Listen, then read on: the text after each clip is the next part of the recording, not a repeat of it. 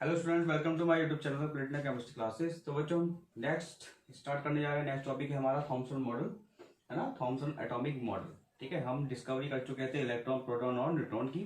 ठीक है, after discovery of electron, proton, neutron के बाद हमने क्या किया था कि थॉमसन एटॉमिक मॉडल, थॉमसन ने अपना एटॉमिक मॉडल दिया था बेस्ड टू इलेक्ट्रॉन, है ना, बेस्ड टू इलेक्ट्रॉन। उन्होंने बताया था कि किस तरीके से इलेक्ट्रॉन एटम के अंदर प्रेजेंट होते हैं, किस तरीके से इलेक्ट्रॉन जो होते हैं वो एटम के अंदर प्रेजेंट होते हैं। ठीक है, उन्होंने एक सिंपल सा एग्जांपल दिया था वाटरमेलन का। ठीक है, कि एक वाटरमेलन होता है कि जिस तरीके से आप उसको हाफ सा करते हो तो उसमें जो उसके सीड्स रहते हैं, ब्लैक सीड रहते हैं, है ना, और रेड स्पेयर जो रहता है उसका सरफेस एरिया, है ना, और उसमें क्या रहता है, रेड बीज रहते हैं, है ना, थोड़ी ब्लैक बीज जो रहते हैं, उसी को उन्हें इलेक्ट्रॉन शो करके बताया था कि इस तरीके से एटम के अंदर इलेक्ट्रॉन होते हैं। और जो खाली स्पेस था उसको पॉजिटिव स्पेयर बताया था। जैसे कि मैं आपको यहाँ बता दूं कि उन्होंने इस तरीके से बताया था कि ये मान लीजिए, है ना, इस तरीके से है, और ये उन्होंने इलेक्ट्रॉन शो करके बता दिया। ठीक है, ये तो थे आपके इलेक्ट्रॉन। ठीक है, और जो ये आपका बीच में था, जो स्पेयर बचा हुआ था, ठीक है, ये इस पे बीच में जो स्पेयर बचा हुआ था, इसको बोल दिया था उन्होंने, क्या बोल दिया था, पॉजिटिव स्पेयर, पॉजिटिव। ठीक है, पॉजिटिव स्पेयर बोल दिया था। तो ये थॉमसन का एटॉमिक मॉडल था, है ना। तो जो मेन जो प्रेफरेंस दिया जाता है एटम के उसमें, तो वो थॉमसन को दिया जाता है कि इलेक्ट्रॉन के उस पर। ठीक है, इलेक्ट्रॉन को जैसे उन्होंने बताया था कि अभी हमने जो आप पीछे प्लंकर ने क्या किया था कि एक डिस्चार्ज ट्यूब ली थी। डिस्चार्ज ट्यूब में उन्होंने 10,000 वोल्ट करंट फ्लो किया था, तो उन्होंने तो रेज बता दी थी। लेकिन एटम जो मेन प्रेफरेंस दिया जाता है इलेक्ट्रॉन के ऊपर, वो थॉमसन को दिया जाता है। ठीक है, उन्होंने दिखाया कि एटम के अंदर इलेक्ट्रॉन इस तरीके से होते हैं। ठीक है, तो चलिए हम अब करने जा रहे हैं थॉमसन एटॉमिक मॉडल। ठीक है, तो थॉमसन एटॉमिक मॉडल में हम डिस्कस करेंगे अब इसके बारे में। ठीक है, ये डायग्राम आपको बनाना है, साइड में बनाना है। ठीक है, ओके, तो हम यहाँ पे थोड़ी लिखेंगे, आप नोट कर लीजिएगा। ठीक है,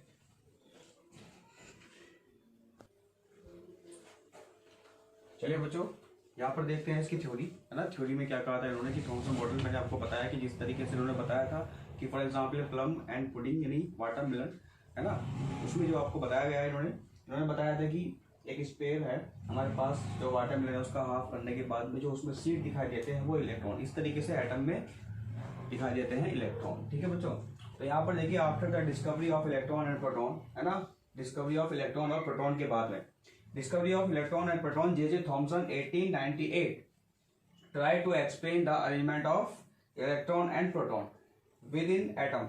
He proposed that an atom consists of a sphere of positive electron in the which electrons are amended like plum and pudding in on seeds evenly distributed in red spongy mass.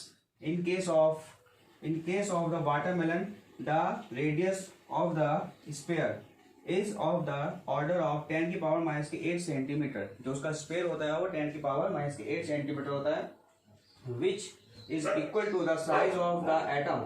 This model could not explain या could not satisfy experimental factor and hence was discarded.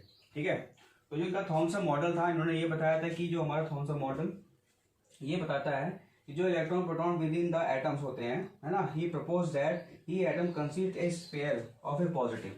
जो बीच का sphere होता है ये positive होता है, और ये क्या होता है आपका इलेक्ट्रॉन बताया इन्होंने। ठीक है, तो जो positive electricity in which electrons are amended like plum in pudding और seed evenly distributed in red spongy mass in case of a watermelon. ठीक है, जो उसमें स्पंजी मास होता है, बीच का जो रेड होता है, रेड, है ना, वो आपको पॉजिटिव बताया है, और जो आपके सीड होते हैं वो उसको इलेक्ट्रॉन बताया गया है। यही आपका थॉमसन मॉडल है। अब थॉमसन मॉडल भी एक्सप्लेन नहीं कर पाया सही तरीके से कि इलेक्ट्रॉन इस तरीके से एटम के अंदर होते हैं या नहीं। उन्होंने अपना मॉडल दिया था, ठीक है, कि इस तरीके से आपके एटम के अंदर इलेक्ट्रॉन होते हैं। ठीक है, तो the radius of the sphere of the order और 10 की पावर 8 सेंटीमीटर से 10 की पावर 8 सेंटीमीटर 10 की पावर माइनस के 12 सेंटीमीटर एटम की रेडियस बताई गई है। ठीक है, ये भी हम आपको नोट करा देंगे आगे। ठीक, is equal to the size of the atom. This model could not satisfy experimental factor. ये जो मॉडल था ये एक्सपेरिमेंटल तरीके से सर्टिफाई नहीं कर सका अच्छी तरीके से कि इलेक्ट्रॉन इस तरीके से एटम के अंदर प्रेजेंट होते हैं। तो ये आपका थॉमसन मॉडल था, ठीक है, नोट करिएगा।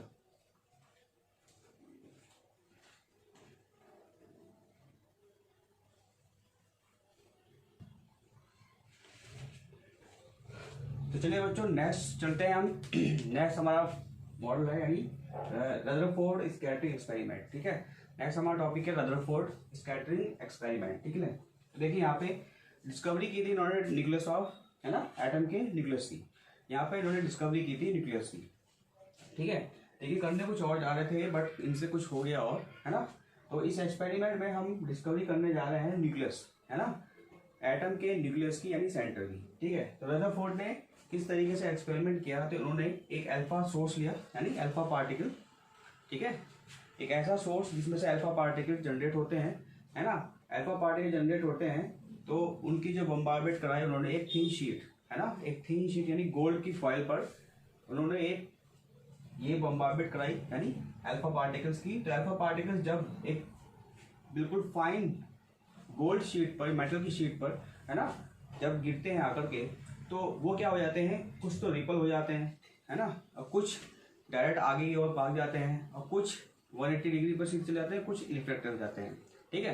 तो इस तरीके से उन्होंने एक्सपेरिमेंट दिया था, ठीक है। तो इन्होंने जो एक्सपेरिमेंट दिया था वो Rutherford and his students Hans ग्रीनर एंड अर्नेस्ट मार्टिसन, यानी इन्होंने रदरफोर्ड जो थे उनके स्टूडेंट थे दो, है ना, हैंस ग्रीनर एंड अर्नेस्ट मार्टिसन, ठीक है, bombarded very thin gold foil with alpha particles. Rutherford's famous alpha scattering experiment is represented a stream of high energy alpha particles, है ना, एक ऐसा सोर्स लिया उन्होंने जिसमें से high energy level alpha particles निकलते हैं, ठीक है, रेडियो एक्टिव, है ना, रेडियो एक्टिव एलिमेंट्स लिया इन्होंने।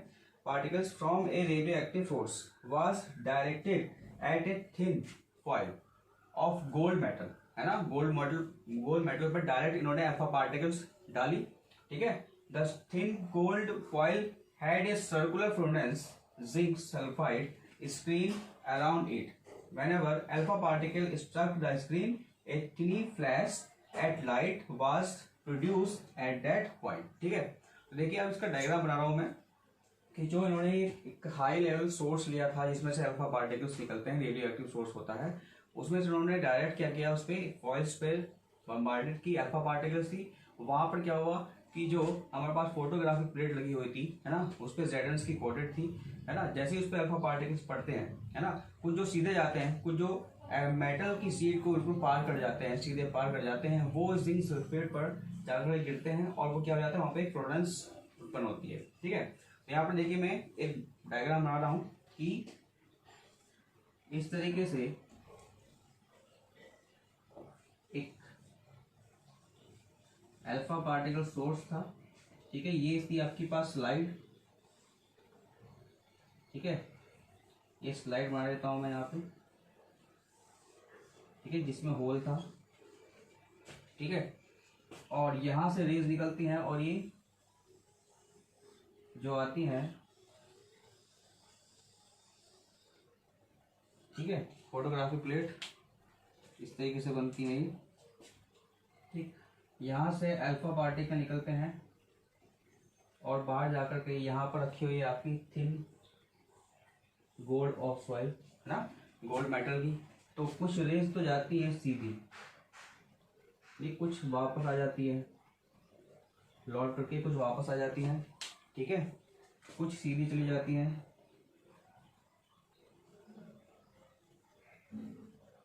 ठीक है, कुछ सीधी चली जाती है इस तरीके से, कुछ रिफ्लेक्टेड जाती है इस तरीके से,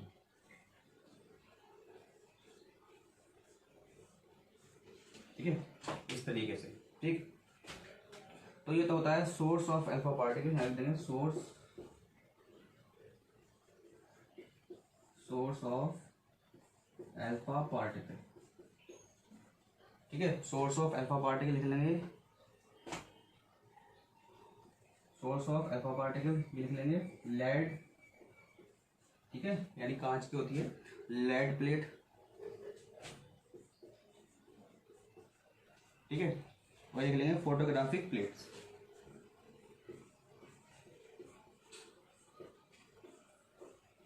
फोटोग्राफिक प्लेट, ठीक है, बुक में भी आपका डायग्राम बना हुआ है, फोटोग्राफिक प्लेट हो जाती है। ठीक है, यहाँ पर देखिए सोर्स ऑफ अल्फा पार्टिकल है ना, ये सोर्स ऑफ अल्फा पार्टिकल है, यहाँ से रेज निकल रही है अल्फा, ये अल्फा, ठीक है, अल्फा रेज निकल रही है, अल्फा रेज, ठीक है, और अल्फा रेज निकल रही है तो यहाँ पर एक गोल्ड, ये आपका स्लाइड रखी हुई है ना, स्लाइड में एक होल है, उसमें से पार होकर के यहाँ पर एक गोल्ड फॉइल है, लिख देंगे gold metal thin sheet, gold metal thin sheet, ठीक है।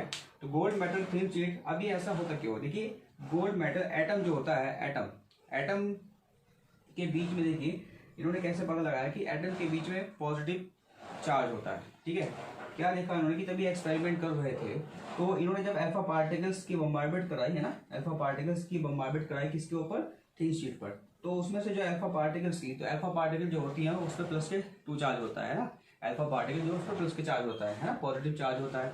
अब पॉजिटिव चार्ज है अल्फा पार्टिकल्स पे, है ना, अल्फा पार्टिकल्स किससे मिलकर बनी होती है, अल्फा इजिकल टू, है ना, तो अल्फा जो होता है ये यहाँ पर, तो जब इस पे गिरी, यहाँ पर इसके एटम के, इसके अंदर इसके एटम, गोल्ड के एटम पर जब गिरती है तो कुछ रेस तो वापस आ जाती है ना, और कुछ रेस उसके साइड से सीधी निकल जाती है थोड़ी डिस्टेंस से, है ना, क्योंकि पॉजिटिव पॉजिटिव रिपल हो जाएगा, पॉजिटिव पॉजिटिव अपने ऊपर अट्रैक्ट तो करेगा नहीं, है ना, वो रिपल कर देगा, वापस भेज देगा, तो कुछ तो सीधी चली गई जो उससे डिस्टेंस, एटम से थोड़ी सी, जो एटम के न्यूक्लियस से थोड़ी सी दूरी पर थी वो सीधी चली गई, और जो उसके पास में जा रही थी वो रिफ्लेक्ट होकर के इधर साइड में भागी या इधर भाग गई, है ना, इधर चली गई या इधर चली गई, साइड में चली गई। तो इस तरीके से उन्होंने ये ऑब्जर्व किया कि जो एटम के अंदर सेंटर होता है वो न्यूक्लियस यानी पॉजिटिव चार्ज होता है, क्या होता है, पॉजिटिव चार्ज होता है, जिसमें न्यूट्रॉन और प्रोटॉन होते हैं, क्या होते हैं, न्यूट्रॉन और प्रोटॉन होते हैं, ठीक है। तो अल्फा पे प्लस का चार्ज होता है, ठीक है। तो इस तरीके से क्या होता है कि ये इन्होंने इस तरीके से डिस्कवर किया न्यूक्लियस, है ना। तो इससे ऑब्जर्व निकाला उन्होंने कि सबसे पहले तो ये निकाला कि जो हमारे पास अल्फा पार्टिकल्स होते हैं वो पॉजिटिव होते हैं, और जो एटम होता है, एटम के अंदर जो न्यूक्लियस होता है वो पॉजिटिव होता है, ठीक है, और पॉजिटिव होता है, और जो हमारे पास इसके अंदर न्यूट्रॉन प्रोटॉन होते हैं उसमें पॉजिटिव चार्ज होता है, प्रोटॉन पॉजिटिव चार्ज होता है, ठीक है। और जो पॉजिटिव चार्ज है, जो हमारी अल्फा पार्टिकल है पॉजिटिव चार्ज है, वो क्या हो जाती है, रिपल हो जाती है, क्या हो जाती है, रिपल हो जाती है, क्योंकि पॉजिटिव रिपल, ठीक है। और कुछ रिफ्लेक्टेड हो जाती है, कुछ वापस आ जाती है 180 डिग्री के एंगल पर, कुछ वापस आ जाती है क्योंकि जो बिल्कुल सेंटर की तरफ जा रही है तो वो लौट करके बिल्कुल पीछे बैक हो जाती है, ठीक है। तो ये आपका स्कैटरिंग, है ना, रदरफोर्ड स्कैटरिंग एक्सपेरिमेंट था, ठीक है।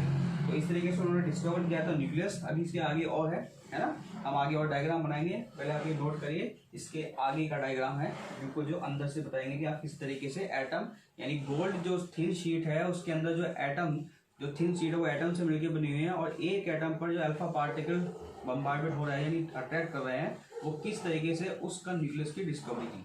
तो आप ये नोट करिए, इसके बाद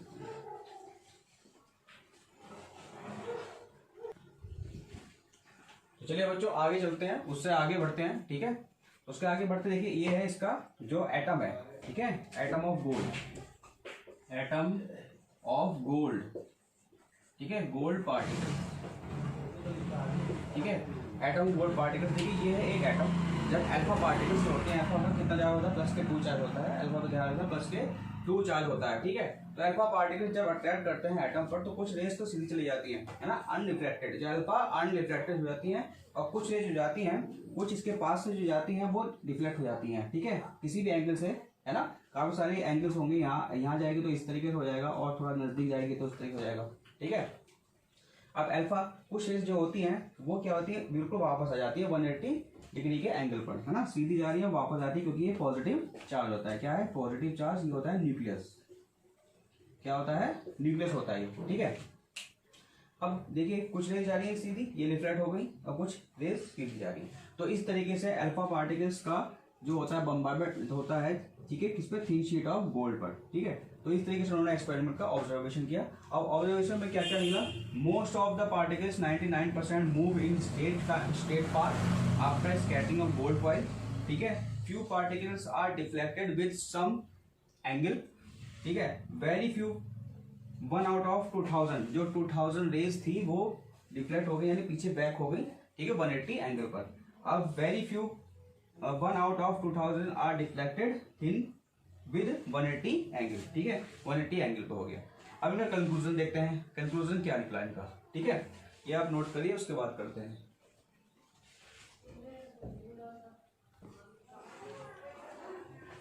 चलिए बच्चों, इसी कंक्लूजन देखते हैं। कंक्लूजन ये था कि most of the part of the atom is vacant, है ना, यानी कि न्यूक्लियस के साइड में जो पार्ट था मोस्टली क्या था, वैकेंट था। क्यों? क्योंकि उसमें सीधी रेस चली गई, है ना, क्योंकि उसमें सीधी रेस चली गई, ठीक है। They must be some positive charge in atom, they must be some positive charge in atom, यानी एटम के अंदर जो पार्ट है, जो है अंदर, वो पॉजिटिव चार्ज है ना, पॉजिटिव चार्ज है एटम के अंदर।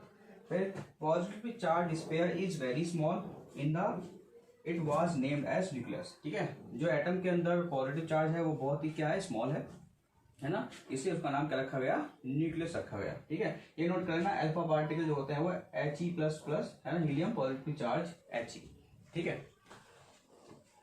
तो ये आपका यहाँ फिनिश होता है, ठीक है। अब नेक्स्ट वीडियो में चलेंगे, नेक्स्ट इसके आगे के पार्ट बताएंगे, ठीक है। यहाँ तक आप नोट कर लीजिए।